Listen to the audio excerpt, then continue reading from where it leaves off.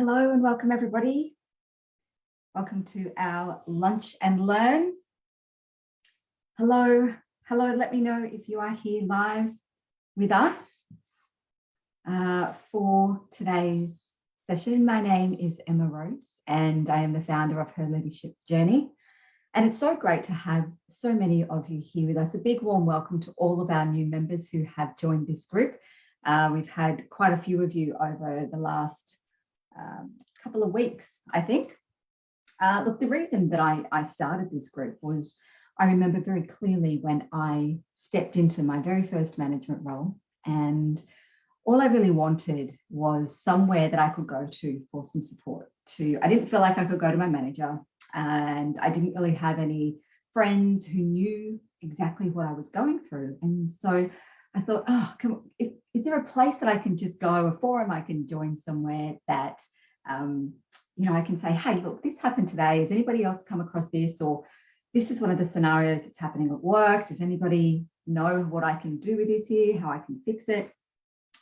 And there was none around. So fast forward a few years through that management career, and COVID came along, and it gave me the opportunity to start up this group, this support network. And over the last couple of years, we have grown into not just this Facebook group, which is what it started out as, but into leadership programs. We've got our Inspired Leaders Academy, and we've got our Management for Impact program, which is actually, we pushed the start date back a couple of weeks because of all of the issues around schools opening. And here in Queensland, our schools all got pushed back 2 weeks. So we're actually starting that next week. So that Management for Impact program goes over delegation, feedback, setting expectations, and using some basic coaching skills to have these tough conversations, as well as to help people start to think for themselves and take a bit of responsibility. So if you want to join that, that is live facilitated, but it is also recorded as well. So if you miss a session,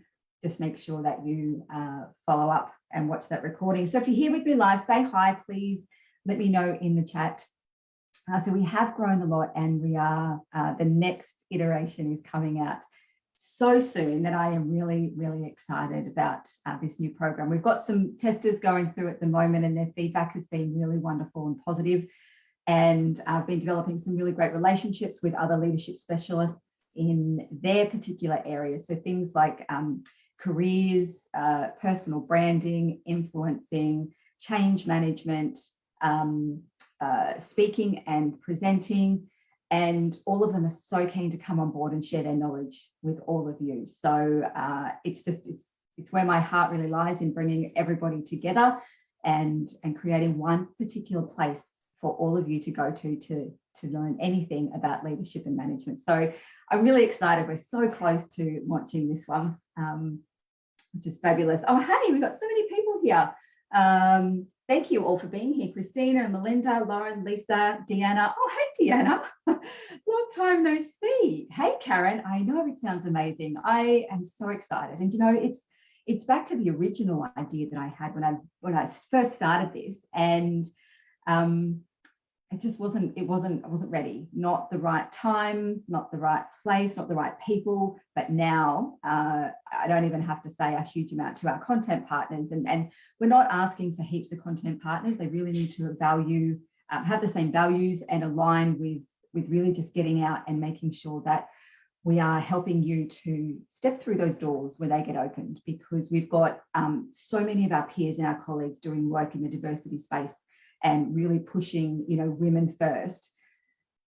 But if all of these doors are opening and we don't have the courage and the confidence and the skills to walk through them, it's all for nothing. And so that's the space that I really want to play in. And I can't do that on my own. So I'm surrounding myself with all of these fabulous partners who are trying to do the same thing. So I can't wait. Anyway, thank you for all of you for being here and for saying hello. I love interaction. Today's Lunch and Learn. We come here every Thursday, 20 minutes, and I give you just an idea. It's either a management technique, a leadership technique, a belief that we probably might need to overcome that I've seen many of us have along the way. And I want to share that with you. So today is all about O.P.U.S. Now, if you've heard of the O.P.U.S, the acronym, let me know in the chat. Just say yes, or even say no if you haven't. heard of that. And it's a way to set goals. So we look at things like SMART goals, and it's been around for ages. And we're like, yeah, but they're still not really cutting through, are they? Not all of them.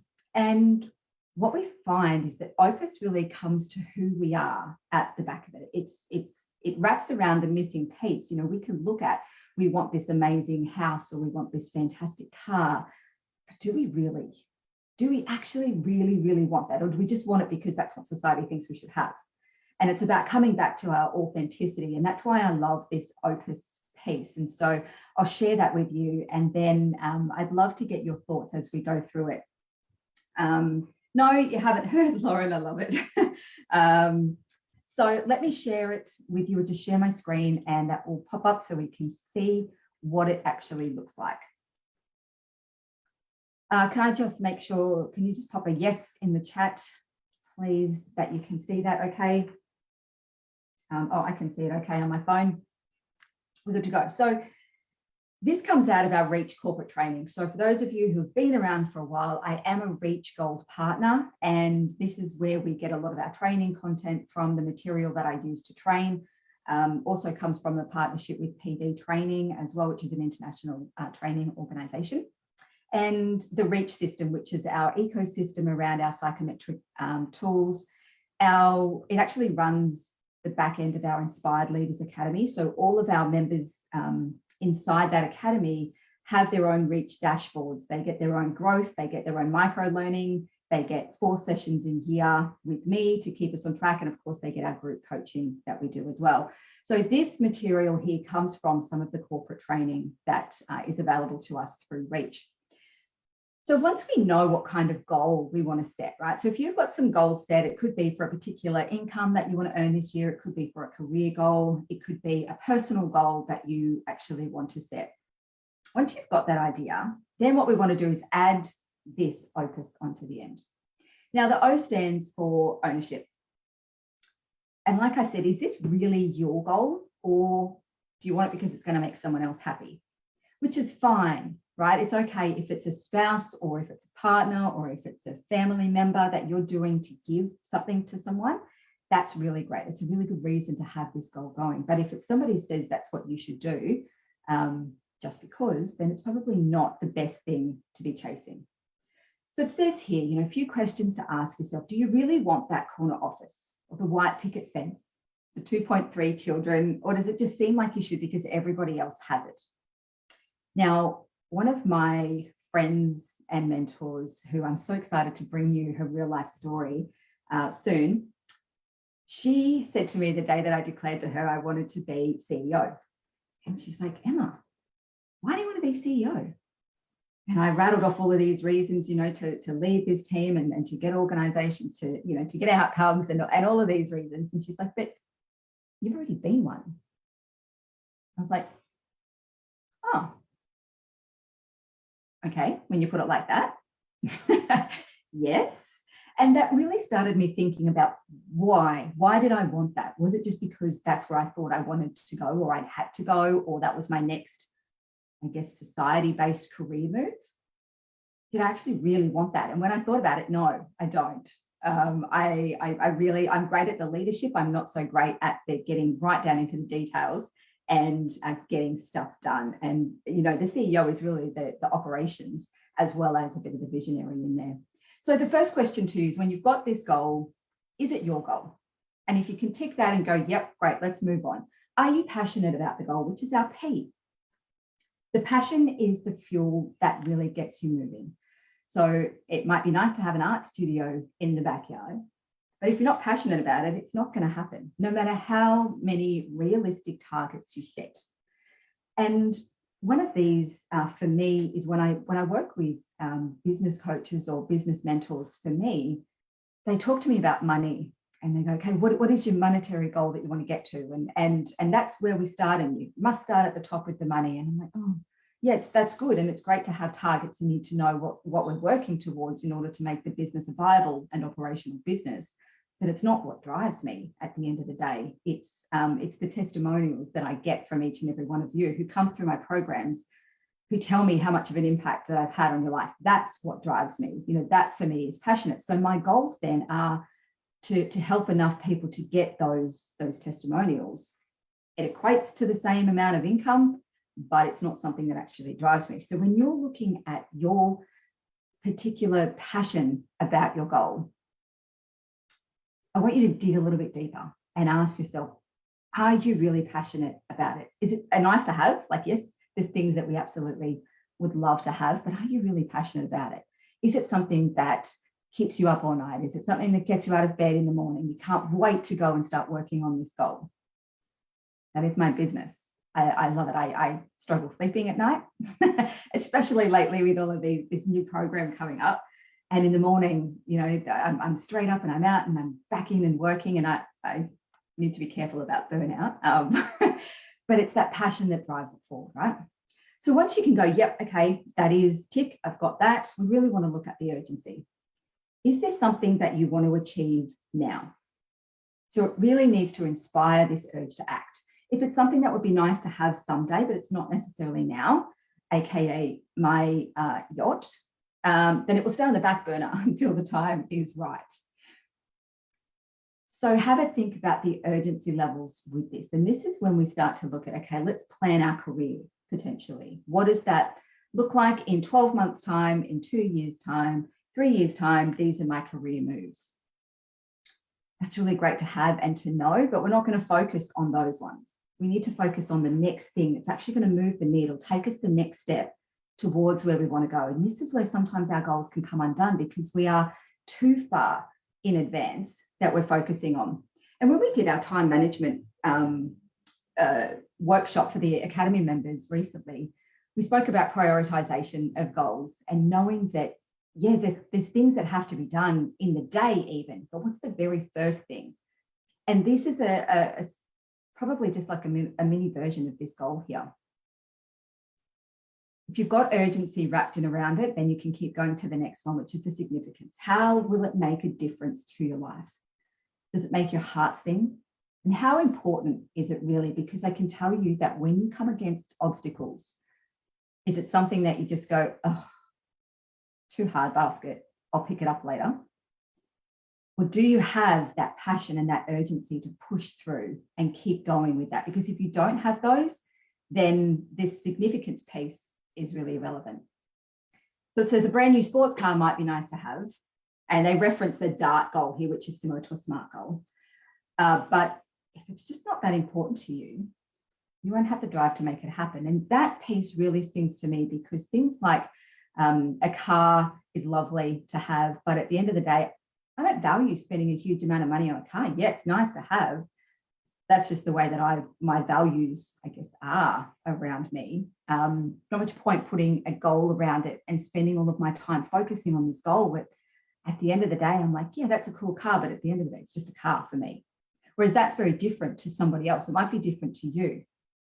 So what is that goal? Anybody want to share any of their goals that they're working on?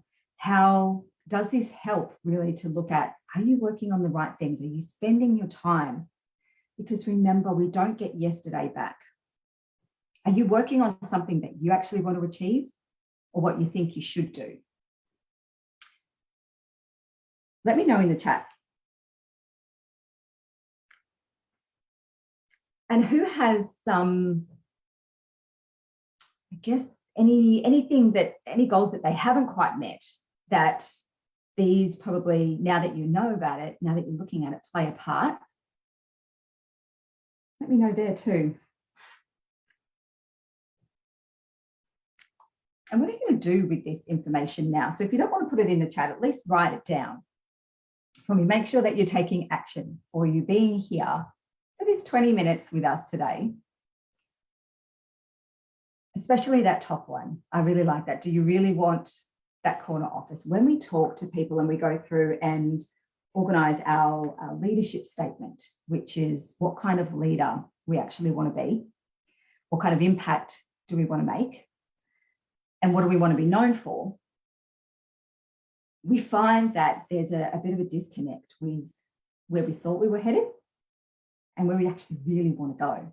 And you find a lot of people when they sometimes, well, not a lot, but there are people that I know who have started to question their whole career goals. Why are they doing what they're doing? And at the end, moving out and starting their own business. Lisa says it puts a different focus on self-care in goal setting. Yeah, it makes it really real. A goal, it's not just a thing. It now makes it part of you. It embeds it in you. And it's really important that you go over this as well. So once you can write a SMART goal, you can write a goal down in however format you want to write it down, but then do a double check on this. Is it yours? Lauren says the passion and the significance are really important because it's easy to get caught up in the urgency and lose the purpose. Yeah, we used to I used to say to my team members, if you're not working on your own KPIs, you're working on somebody else's, because of this innate desire to go and help. Somebody says, oh, can you help me with this? And you're like, yeah, sure. And so then you go and help them with them. But then, yeah, we kind of get caught up and we're like, hang on a minute, that's not your goal. That's not your KPI. Let's get back to what you're needing to do as well. It's great to help someone, but to try and get back on track with it as well. And that's a real surface level look at this ownership piece. But when we dig down a little bit deeper, that question can change your entire life. And Christina, you love to run SMART goals. Yeah, excellent. So then now when you've got your SMART goal, Christina, add your O.P.U.S onto the end of it. Just do a quick check-in. Go, is this actually my goal, or is it I'm doing it because I think I should, somebody else think I should, it's the next logical move? Am I really passionate about it? Am I going to go to sleep thinking about it? Am I going to wake up thinking about it in a good way? Is it something that I need to achieve right now, or is it on my bucket list for later on? And how is it going to make a difference to my life? If you don't pass that question, but stop and answer that question, that will help you to embed your goal, and you're more likely to achieve them. And just a note on goals as well. I have this belief that we set these goals, but what we want to focus on is the actions that we can control around them. So an easy example for me is losing weight. You go, yep, I want to lose 10 kilos. And so you write that down as a goal, you make it SMART, you put your O.P.U.S onto the end of it, and you think you're all sweet and dandy, but you're actually not, because whilst that's an outcome that you want to achieve, the actual goals are to drink my 8 glasses of water a day. I can remember how much you're supposed to drink. 8 glasses of water a day. To go and exercise for 20 minutes 3 times a week. These are the things, the actions that are actually your little mini goals that will help you get to an outcome that you want to achieve. So I guess that's my kind of take on that. Once you've got this outcome or this goal, add your O.P.U.S onto it and make sure that it is something you really want to achieve, and then work backwards and break it down.